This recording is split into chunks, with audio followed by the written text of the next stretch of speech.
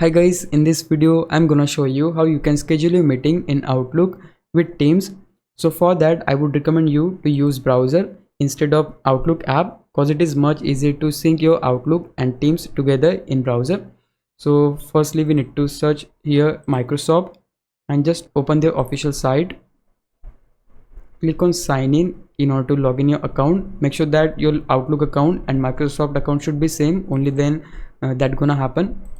Once you logged in with your account, open this drop down and just click on Outlook.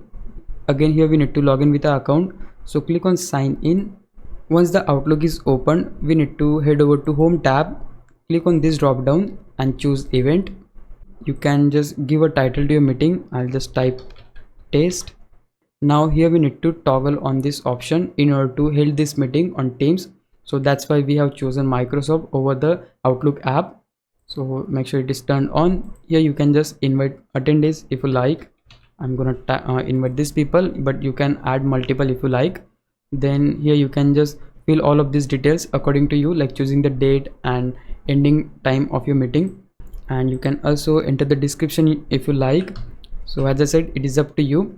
Once you do that, we just gonna click on send, and now the meeting is successfully scheduled. So as you can see just right here, the event is created. In order to see that, you can just head over to calendar, and yeah, this is the meeting which we have created. You can just click on the meeting and they'll give you the info like when this meeting is going to be, and you can just copy the link of the meeting and send that to other people. But yeah, that's exactly how you can schedule your meeting in Outlook with Teams. If you found this video helpful, please leave a like, subscribe the channel. I'll meet you in the next one. Bye bye.